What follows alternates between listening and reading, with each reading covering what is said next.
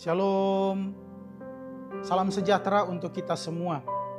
Bapak Ibu Jemaat GKI Klasi Solo yang dikasihi Tuhan Yesus Kristus, saat ini saya mengajak kita untuk merenungkan firman Tuhan dalam Renungan Bina Iman GKI Klasi Solo hari Rabu 11 September tahun 2024. Firman Tuhan terambil dari Alkitab Perjanjian Baru, yaitu Injil Matius pasal 17 ayat 14 sampai dengan ayat 21. Namun sebelum firman Tuhan ini kita renungkan, mari kita berdoa memohon bimbingan Roh Kudus. Kita berdoa.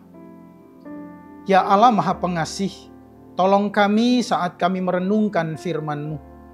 Bukalah hati dan pikiran kami, agar kami dapat mengerti kehendak-Mu.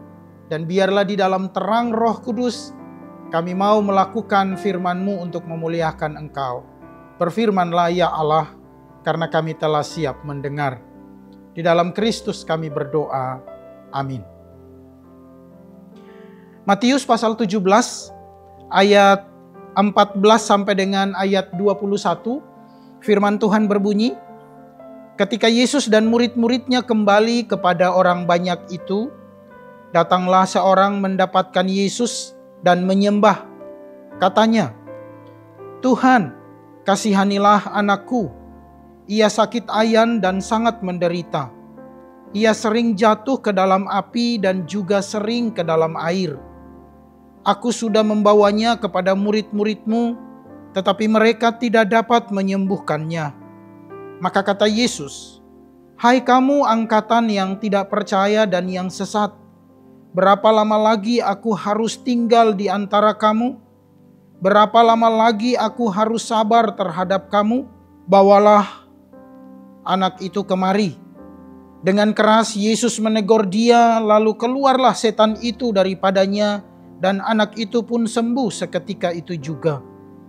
Kemudian murid-murid Yesus datang, dan ketika mereka sendirian dengan dia, bertanyalah mereka, mengapa kami tidak dapat mengusir setan itu?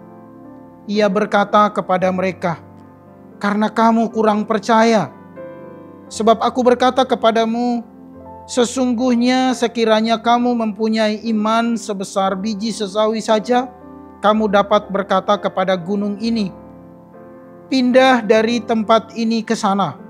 Maka gunung ini akan pindah, dan takkan ada yang mustahil bagimu. Jenis ini tidak dapat diusir kecuali dengan berdoa dan berpuasa. Demikianlah firman Tuhan. Jemaat GKI Klasi Solo yang dikasihi Tuhan Yesus Kristus, tema renungan kita saat ini adalah iman mendatangkan mujizat. Bacaan yang kita baca ini adalah ketika Yesus turun dari bukit di mana Yesus dimuliakan di atas bukit itu.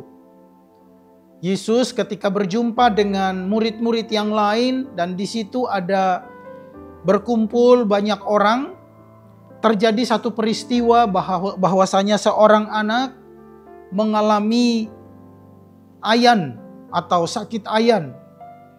Dan penyakit ini sebenarnya bisa dialami oleh siapa saja. Karena penyakit ayan atau yang lazim disebut di dalam medis adalah epilepsi. Ini terjadi karena dua hal. Yang pertama, karena faktor keturunan, atau yang kedua, terjadi karena ada benturan di kepala. Itu yang menimbulkan epilepsi.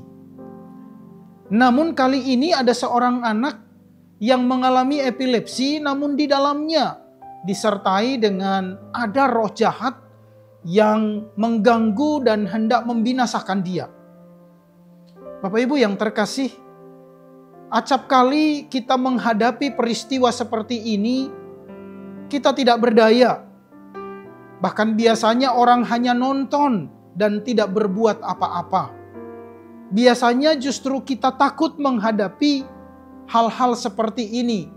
Misalnya ada orang kerasukan setan. Justru kita takut dan tidak berbuat apa-apa. Namun dalam bacaan ini saya mengajak kita untuk memahami beberapa hal yang menolong kita untuk dalam kehidupan iman kita sebagai orang percaya, biarlah kita senantiasa melakukan tugas kita, hadir sebagai anak Tuhan yang mendatangkan kuasa dari surga untuk menolong orang-orang yang membutuhkan pertolongan. Maka Bapak Ibu yang terkasih, hal pertama yang terjadi adalah jangan takut kepada kuasa kegelapan atau setan. Sesungguhnya kuasa yang ada pada diri kita lebih besar dan dahsyat dari kuasa setan. Roh Kudus yang ada di dalam diri kita, kuasanya lebih besar dan dapat mengalahkan semua kuasa-kuasa yang lain. Karena itu jangan takut pada kuasa setan. Yang kedua, kita selalu berseru pada Tuhan. Dengan berseru pada Tuhan, maka kita menyadari bahwa kita tak berdaya.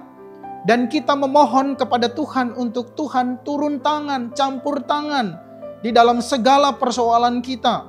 Dan ketika Tuhan turun tangan, maka Dia akan menyertai kita untuk menghadapi setiap pergumulan, setiap masalah, termasuk dengan apabila kita diperhadapkan dengan kuasa iblis atau kuasa setan.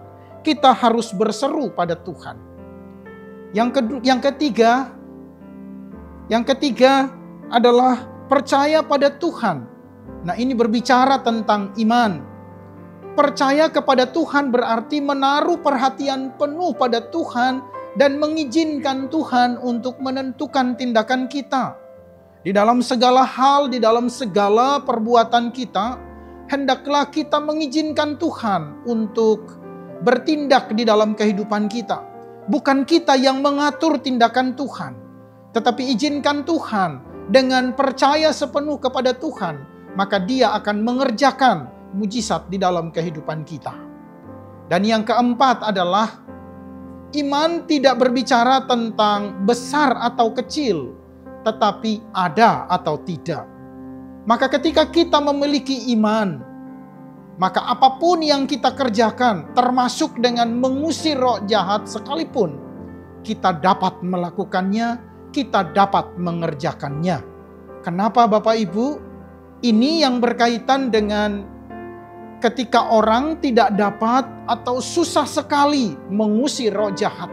Karena sesungguhnya mereka tidak punya iman. Mereka tidak ada iman sedikit pun.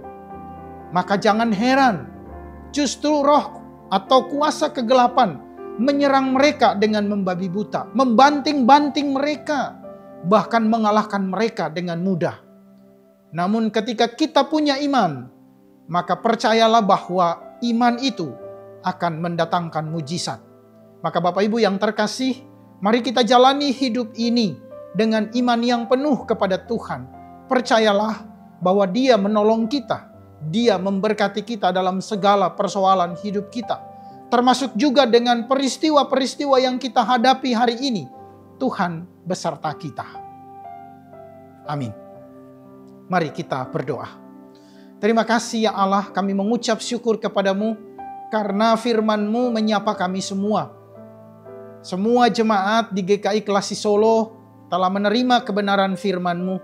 Maka kami mohon Tuhan pimpin langkah kami, Tuhan pimpin pelayanan kami hari ini dan kehidupan kami hari ini, kami taruh di dalam tangan kuasa-Mu. Kami percaya bahwa kuasa-Mu menolong menyelamatkan kami. Terpuji nama-Mu. Di dalam nama Tuhan Yesus kami berdoa. Amin. Selamat beraktivitas. Tuhan Yesus memberkati kita semua.